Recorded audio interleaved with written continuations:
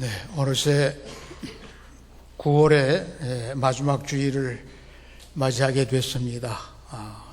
9월 1일이 첫 주일이고 5주가 되는 9월 달인데 상당히 이렇게 좀 풍성한 그런 느낌을 가졌는데, 역시 마찬가지로 마지막 주일 그리고 10월 달 또 맞이하게 돼서 계속 좋은 계절에 여러분들 하나님의 은혜와 평강이 풍성하게 임하시기를 바라고요. 특별히 환절기를 맞이해서 우리 연약한 분들, 특별히 어르신들에게 하나님의 건강, 하나님의 사랑 풍성하게 임하시기를 주님의 이름으로 축원합니다. 심은 대로 거두리라고 하는 이 만고의 진리에 대한 말씀 오늘 함께 나누게 되는데요. 어떻게 보면 교육의 달 9월을 보내면서 교육의 결실도 결과도 그와 같다고 생각이 되고, 또 10월이 결실의 달인데 열매를 맺는 주제가 되기도 해서 이 말씀으로 오늘 함께 은혜를 나누고자 합니다. 옛날 얘기를 먼저 시작하려고 합니다. 나무꾼 두 사람이 깊은 산으로 나무를 하러 갔습니다. 열심히 나무를 해서 이제 해가 기운을 좀 돼서 못 지고 들어올 만큼 그렇게 나무를 가득 짊어지고 집으로 오는 과정에 신음소리가 들리는 거예요. 보니까 그 짐승, 사나운 짐승들을 이제 사로잡기 위해서 이렇게 함정을 파놓은데 거기에 사람이 빠진 거예요. 짐승이 잡혀야 되는데. 그래서 귀를 기울여 보니까 거의 죽어가는 것 같아요. 나무꾼 한 사람은 짐을 내려놓고 저 사람을 빨리 구하자 그렇게 제안을 하니까, 또 한 사람은 죽은 것 같다고, 만약에 살았을지라도 이거 우리가 하루 종일 나무 한 거 다 이거 헛수고하고 그 사람 구조하려면 시간이 부족하다고, 그래서 그냥 가게 되고, 한 사람은 남아서 그 사람을 구했어요. 이제 집으로 돌아왔는데 나중에 이 구조된 사람이 누구냐 하면 그 나라의 왕의 아들이에요. 옛날 얘기니까 그렇게 되는 겁니다. 왕자가 사냥 나왔다가 그만 그 함정에 빠져서 거기서 나오질 못하고 거의 아주 기진맥진해서 죽을 지경에 이르게 될 때 이 나무꾼의 도움으로 회복이 된 겁니다. 자살하고. 나중에 어떻게 됐을까요? 나무 한 짐 짊어지고 온 사람은 나무 한 짐값만 자기 거가 되고, 이 왕자를 구한 사람은 어떻게 되나요? 궁중에서 초청해서 대대적인 잔치를 하고 금은 보화를 줘서 상급을 내렸다고. 심은 대로 거둔다고 하는 이 말씀이 어떤가. 그래서 저는 이제 동화에도 이렇게 역할하는 결과에 따라서 다르게 된 것을 이야기하는 내용을 말씀드렸습니다. 오늘 말씀의 요지는 저는 세 가지로 생각을 했어요. 육체를 위하여 심는 자는 썩어질 것을 거두고, 성령을 위하여 심는 자는 영생을 거두리라. 성령을 위하여 심는 자는, 성령을 위해서 심는 그 표현이 성령님의 인도하심을 따라 심는 자는 그런 뜻이에요. 우리 생각이나 우리 욕심이나 우리 마음으로 해서 행해지는 모든 것도 결실이 있을 수 있습니다. 그러나 그것은 선한 결실이 될 수가 없는 거죠. 옛날 원시시대 역사를 거슬러 올라가 보면 원시대의 사람들이 이제 점점 더 이렇게 문명이 발전되는 쪽으로 삶의 질이 높아지게 됩니다. 근데 최초의 그 원시시대는 수렵시대라고 그래요. 짐승을 잡아서 먹던 그런 시대. 그래서 이 짐승을 잡아먹는 그런 일로 해서 먹잇감을 구하는 그런 때인데, 이 이야기가 창세기 1장에 나오거든요. 창세기 1장 26절에 보게 되면 하나님이 사람을 만들고 그들로 바다의 물고기, 하늘의 새, 짐승들, 땅에 기어다니는 것을 다스리게 하셨다. 다스린다고 하는 내용 포함해 우리 사람의 삶에 유익하도록 그렇게 사용하는 것도 포함되어 있습니다.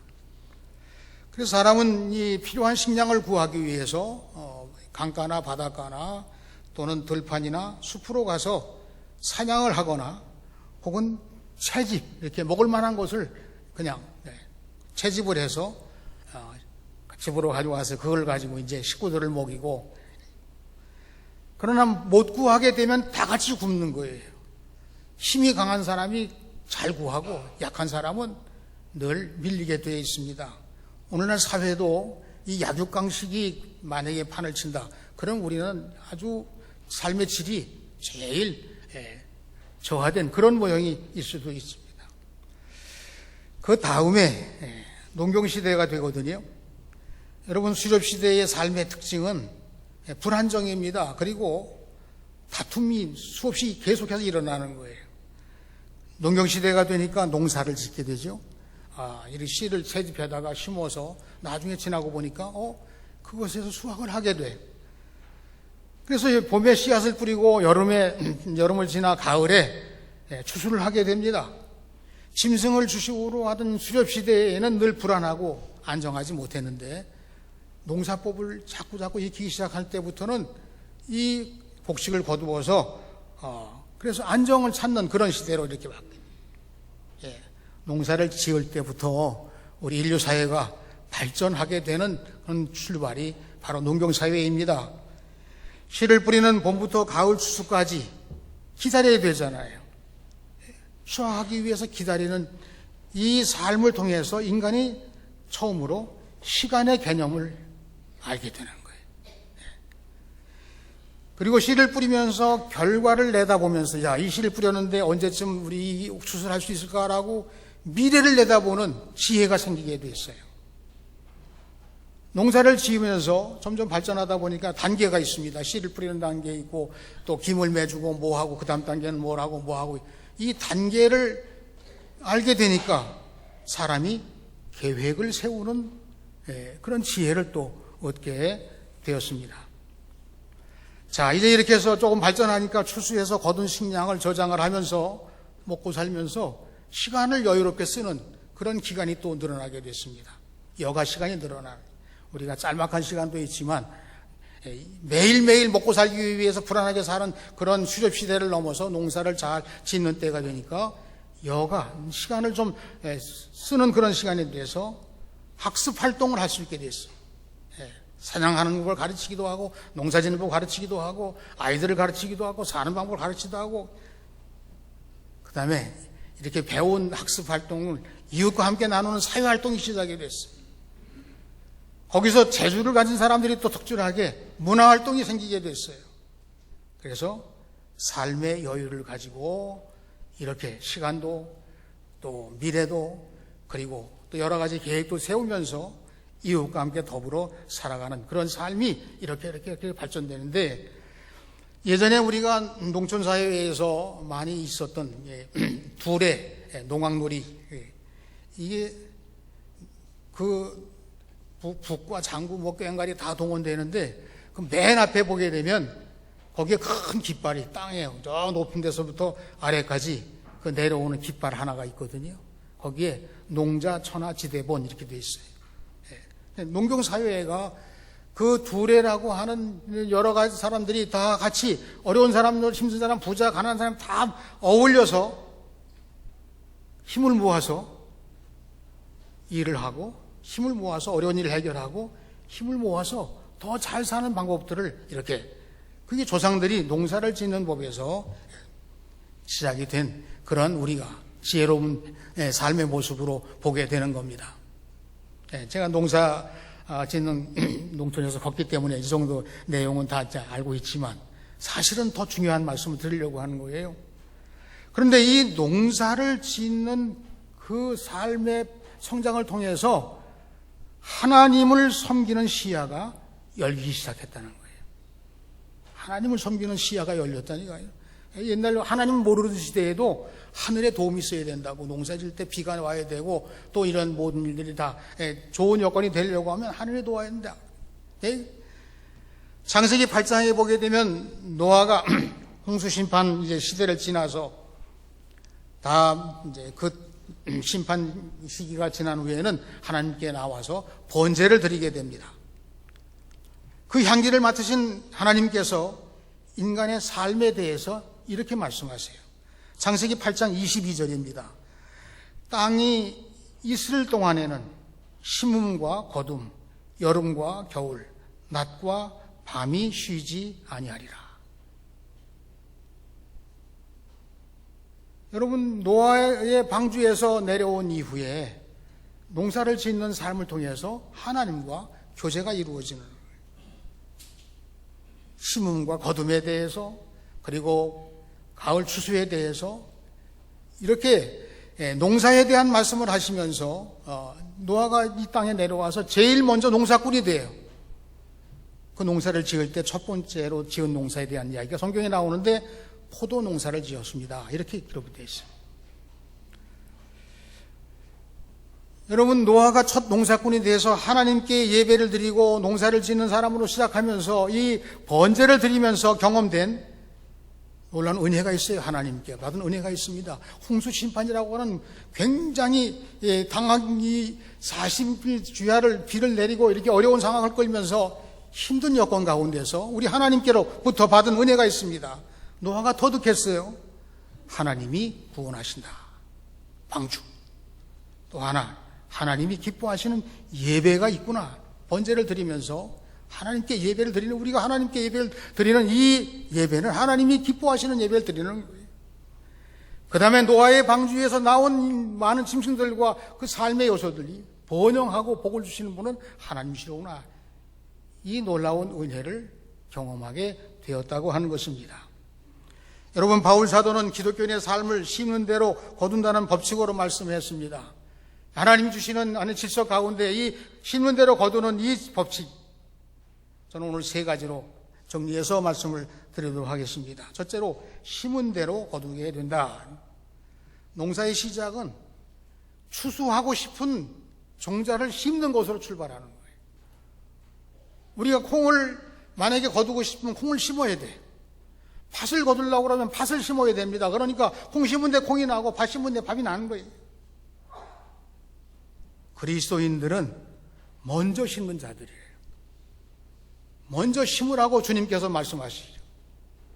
오늘 말씀 6절에 보게 되면 말씀을 가르치는 자와 배우는 자가 좋은 것으로 먼저 나누라. 교회, 좋은 것을 심는 교회, 하나님 말씀이 좋은 것이잖아요. 하나님 말씀을 서로 주고받으면서 하나님 말씀 잔치가 이루어지면서 하나님의 말씀의 능력을 경험하기 위해서 끊임없이 심고 나중에 그 결과를 거두는 사람들이 바로 그리스도인들입니다. 육체를 위해 심는 자는 아직 구원받지 못한 자들인데 성령을 위해 심는 자라고 한다면 우리는 예수 믿고 구원받은 사람들이 아니겠습니까? 썩어질 것을 거두는 사람이 있고 영생을 거두는 사람이 있고, 여러분, 이 분명한 심는 대로 거둔다고 할 때 영생을 거두기 위해서는 우리는 성령을 위하여 심는 자가 되어야 하는 것입니다. 우리가 심는 방법이 여러 군데도 나와 있습니다만은 그 가운데 헌금도 심는 거예요. 고린도후서 6장 9절에 보게 되면 바울 사도는 예루살렘 모교회의 기근을 좀 돕기 위해서, 어려움을 돕기 위해서 이방에 있는 교회들에게 헌금, 연보를 부탁하는 그런 말씀이 나옵니다. 그러면서 바울 사도는 이렇게 얘기를 해요.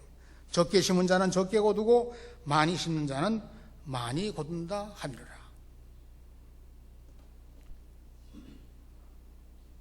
우리가 하나님께 대해서 어리석은 부자의 비유를 예수님께서 해주셨습니다.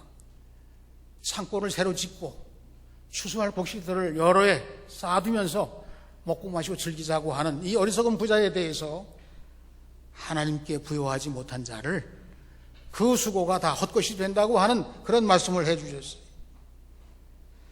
우리가 선을 행하되 하나님이 인정하시는 것들을 심는 것입니다. 그리스도인들은 말씀을 심는 사람들, 성령님의 도우심을 따라 하나님 말씀을 교육하고 하나님 말씀대로 살고 하나님 말씀의 결실이 저입니다라고 말할 정도의 그런 믿음의 삶을 위해서 심는 자들이 바로 그리스도인들입니다. 두 번째로, 어려운 때를 지나서 열매를 맺게 되는 것입니다. 9절 말씀 보게 되면 우리가 선을 행하되 낙심하지 말지니 포기하지 아니하면 때가 이름에 거두리라. 여러분, 농사는 쉽기도 하고 어렵기도 합니다. 그냥 씨를 뿌려놓으면 다 나중에 거둘 때가 돼요. 그러나 또 씨를 뿌리고 거둘 때까지 계속해서 끊임없이 돌보지 않으면 농사가 잘 안 돼요. 맨 처음에 방해꾼은 잡초입니다. 꼭 같이 쌍지 베짓고 일어나요. 뽑아도 일주일만 지나면 또 싹이 나요. 계속해서.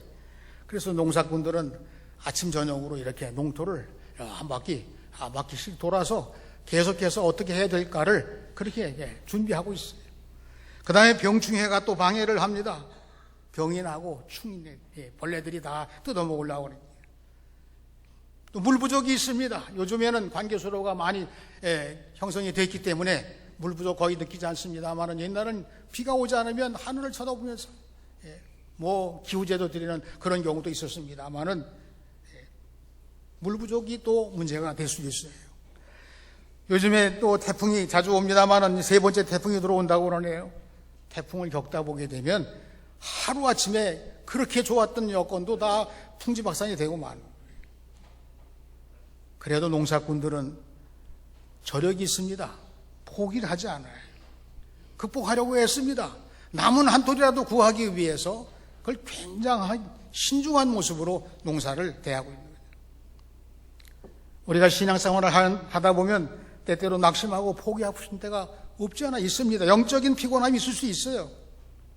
그런데 이 낙심이라고 하는 말은 마음이 쪼개진다 그런 뜻이에요. 포기라고 하는 말은 육체적으로 쇠진했다는 뜻입니다. 우리가 건강해서 마음껏 활동하는 것도 중요하지만, 건강함으로 우리 자기 구실 다 하는 것도 중요하지만, 건강함으로 믿음 생활 잘할 수 있는 건강이 우리에게 필요해요. 건강이 여의치 않으면 믿음 생활을 잘하려고 해도 너무 어려움이 많이 따릅니다. 하나님의 은혜가 함께하기를 저는 기도합니다. 여러분, 마음이 흔들리고 기력이 쇠해서 어찌할 수 없을 때 정말 주님 바라보고 이 모든 문제를 해결하고자 하는 그런 간절한 소망, 바울 사도가 어려움을 당할 때마다 기도와 말씀으로 거룩하여집니다. 하나님의 은혜가 여러분들에게 기도라는 방법으로 말씀의 능력으로 회복이 되고 치료가 되고 어려운 문제를 해결하는 그런 은혜가 풍성하게 넘치시기를 축원합니다. 그러나 우리 기독교에는 이 어려움에 대한 최고의 진리가 있어요. 그건 뭐냐 하면 십자가 없이는 부활이 없다. 십자가 없이는 부활이 없어요. 여러분, 예수님의 십자가 지심으로 말미암아 우리가 구원받고 하나님의 사랑을 경험했습니다마는, 그러나 주님의 십자가 없이는 부활이 이르지 않아요. 때때로 우리도 어려운 때를 만나긴 합니다만, 그러나 그 어려운 일을 남의 탓으로 돌리지 말고 하나님의 은혜를 통해서 극복하고 서로 협력하고 섬기고 사랑하는 그런 거룩한 삶을 살아가는 것이 주님의 몸된 공동체인 교회가 되는 것입니다. 조심스러워서 말씀드리기는 매우 어려운 많은 뉴스를 듣고 있고 어려운 상황입니다. 지금 어려운 상황 속에 한 수 더 높여서 할 수 있는 방법이 뭘까? 이 나라와 민족을 위해서 기도해야 됩니다. 끝나고 난 다음에 끝은 분명히 오겠지요. 휴증이 없어야 돼. 이 어려움을 통해서 보이지 않는 곳에 어려움을 당하는 사람들을 위로하고 그분들에게 삶의 희망을 주기 위해서 이 어려운 상황들이 해결하니 하나님의 은혜가 절실합니다. 하나님의 도우시는 진리가 우리들에게는 꼭 필요합니다. 하나님 말씀에도 속이지 말고 진리 가운데 서라고 하는 말씀은 하나님의 말씀이에요. 어떤 결과가 오는지 아무도 알 수 없습니다만은, 그러나 이런 때에서 교훈을 받는 거예요. 잘못되지 않아야 된다고, 속이지 않아야 된다고, 거짓이 함부로 이런 여러 가지 상황들이 이 사회를 멍들게 하는 그런 일이 생겨서는 안 돼요. 그런 일들을 방어하지 못하는 일들을 회개하고, 혹시라도 그런 일 때문에 내가 다른 사람들에게 부담을 준 더더군다나 있어서는 안 될 일이라고. 독일의 한 빵가게에서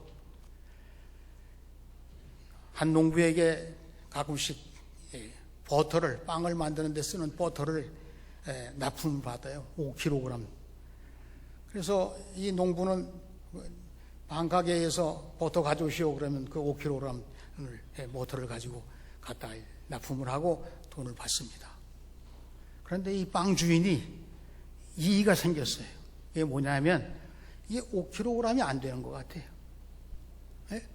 이 순진한 농부가 나 속이려고 하는구나. 그리고서 이번에 또 만약에 5kg이 안 되면 내가 고발해야지.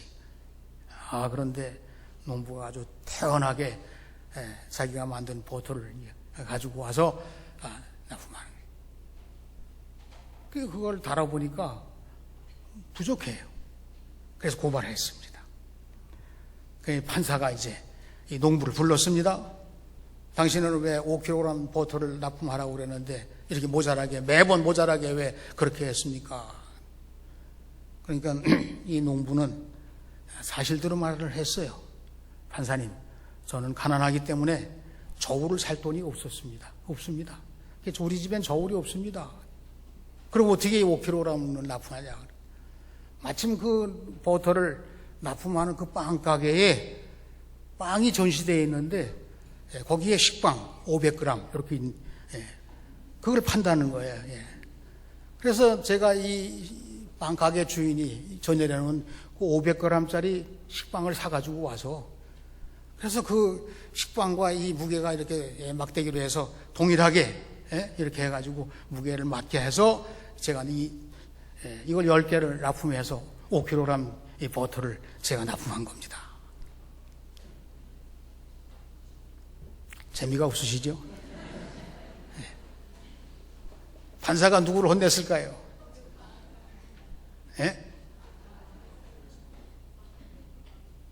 빵이 500g짜리가 안 되는 거예요. 450g짜리 빵을 이 농부는 사다가 450g으로 버터를 맞추고 보니까 함량이 무게가 적을 수밖에 없죠.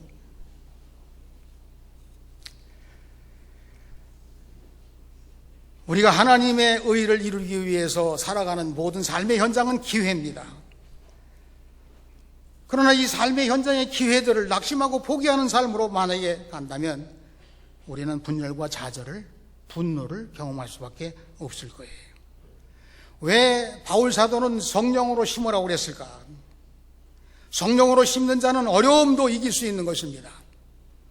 여러분, 우리가 예수를 믿으면서 다른 사람과 다른 것은 성령이 주도하시는 대로, 성령이 이끄시는 대로, 그래서 그 성령으로 말미암아 하나님의 뜻을 이루고 하나님께서 원하시는 일을 이루고 하나님께서 좋아하시는 열매를 맺는 그러한 삶이 이루어지게 되는 것입니다.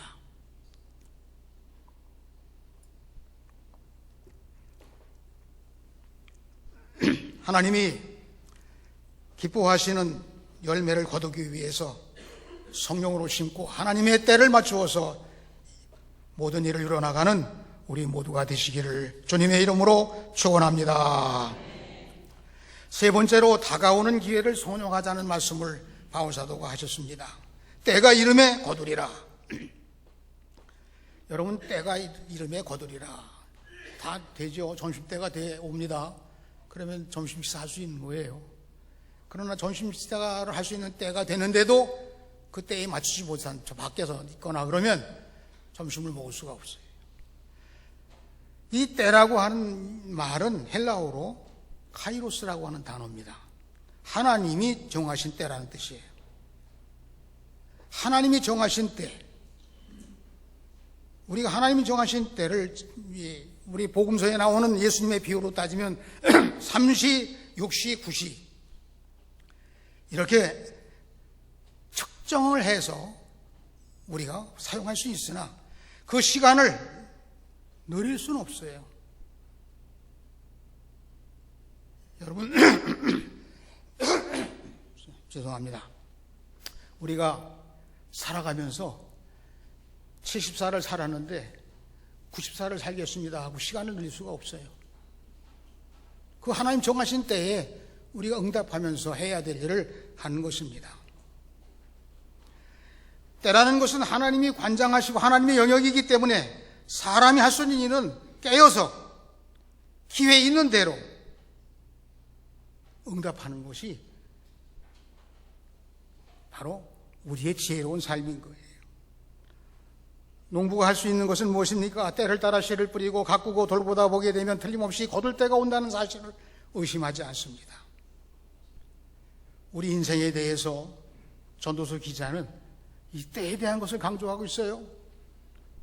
전도서 3장에 보시게 되면 천하의 범사에 기한이 있고 모든 목적이 이룰 때가 있나니, 태어날 때가 있으면 죽을 때가 있고, 치료할 때가 있는가 하면 치료를 못할 때도 있고, 웃을 때가 있다고 하면 울을 때가 있고, 돌을 던질 때가 있으면 돌을 받아들일 때가 있고, 울 때가 있으면 춤출 때가 있고, 슬퍼할 때가 기쁠 때가 있고, 안을 때가 있으면 버릴 때가 있고, 찾을 때가 있으면 잃을 때가 있고, 지킬 때가 있으면 뺏길 때가 있고, 찢을 때가 있으면 싸맬 때가 있고, 잠잠할 때가 있으면 소리 질 때가 있고, 사랑할 때가 있으면 미워할 때도 있고, 싸울 때가 있으면 평화할 때가 있고, 이 모든 때를 어떻게 응답하느냐에 따라서 그 사람의 삶의 결실이 달라지게 된다고 하는 그런 말씀이에요. 그래서 전도서 3장 11절에 보시게 되면 하나님이 모든 것을 지으시되 때를 따라 아름답게 하셨고 또 사람들에게는 영혼을 사모하는 마음을 주셨느니라. 때는 하나님이 관장하시는데 우리는 하나님을 사모하고 하나님을 통해서 아름다운 결실을 맺는 인생이 됩니다. 이런 같은 말씀이 로마서에서 나옵니다. 로마서 2장 6절을 7절에 보시게 되면 하나님께서 각 사람에게 그 행하신 대로 보응하시되 참고 선을 행하여 영광과 존귀와 썩지 아니함을 구하는 자의 영생으로 하시고, 그 다음 이어서 10절에 선을 행하는 각 사람에게는 영광과 존귀와 평강이 있으리로다. 여러분, 농사를 짓는 일을 통해서도 세상의 만국의 진리 우리가 지혜롭게 깨달을 수 있습니다. 그러나 성경에서 말씀하시는 이 때에 대한 하나님의 거룩한 영역은 우리로 하나님을 만나야 되는 거룩한 성령님의 도우심을 입지 않고서는 그 하나님의 때에 맞추어서 아름다운 결실을 맺는 인생이 될 수가 없습니다. 이렇게 말씀하고 있는 거예요. 하나님은 때를 따라 기회를 주셨고 자기가 심은 대로 거둘 때를 또 허락하십니다. 성령으로 심은 자는 영생을 거둔다고 말씀으로 하나님이 그렇게 살라고 말씀하시는 거예요. 하나님 인정하시는 선한 일을 심는 자들은 복이 있습니다. 이 말씀은 하나님 말씀의 주제이기도 합니다. 이제 교육의 달을 마치면서 결실의 달로 들어서게 됩니다. 교육은 어떤 결실을 맺게 될까요? 또 열매를 맺는 달에 만물이 열매를 맺는데 우리는 어떤 열매를 맺어야 할까요? 우리 인생의 삶의 영역은 하나님의 영역입니다. 성령이 도와주시는 영역이에요. 하나님 말씀과 기도로 하나님과 소통할 수 있는 거룩한 삶이 그리스도인들의 삶이 되는 것입니다.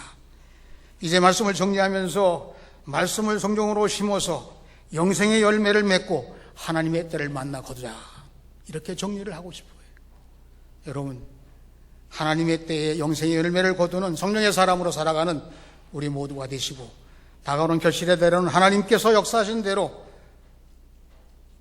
충성하고 헌신하고 이웃과 함께 선한 일을 도모해서 하나님 기뻐하시는 삶을 살아가는 우리 모두가 되시기를 우리 주님의 이름으로 축원드립니다. 기도하겠습니다. 하나님 아버지, 은혜를 정말 감사합니다. 우리들로 이 세상에 살면서 우리 하나님을 믿게 하시고 예수 그리스도를 구주로 영접하고 하나님의 나라 복음 속에서 우리도 누리며 살게 하시고 전하며 살게 하시고 성령으로 심는 삶을 통해서 우리 하나님과 소통하며 영광을 돌리며 살아가는 삶을 허락해 주신 것 감사합니다. 오늘 거룩한 주일에 심은 대로 거두는 이 거룩한 명제를 앞에 두고 이 세상에도 좋은 결실을 얻기를 원하고 풍요한 사회가 되기를 원하고 어려운 갈등 구조와 야육강식의 강대 모든 전쟁과 생명 정치 사상과 함부로 되는 우상 숭배의 삶이 하나님 그들을 무산시켜 주시옵시고 잦아들게 하시고 주님의 평화로 모든 이들이 하나 되고 하나님의 나라 확장을 위해서 쓰여지는 모든 삶이 부요하고 평탄하며 하나님의 뜻을 밝혀나갈 수 있는 축복의 삶을 나누는 우리 모두가 되게 하여 주시옵소서. 이 나라와 이 민족을 위해서 기도합니다. 남북 분단의 아픔도 크고 어렵게 해결될 길이 보이지 않는데 강대국 주변에 우리들을 힘들게 하는 모든 그러한 도전과 우리로 아무도 같은 편이 되어주지 않는 그런 어려운 현실 속에서 이 민족, 이 나라, 이 정치와 사회와 경제와 모든 여건 속에서 하나님의 절대적인 도움이 필요한 이때에 성령의 도우심으로 우리가 기도하면서 하나님의 도우심을 통해서 우리 믿는 자들의 이 참된 하나님께 호소하고 기도하는 가운데 하나님의 도우심의 역사가 일어나므로 우리는 성령으로 심어서 영생을 거두고 하나님께만 영광 돌리는 우리 모두가 되게 하여 주시옵소서. 예수님의 이름으로 기도하옵나이다. 아멘.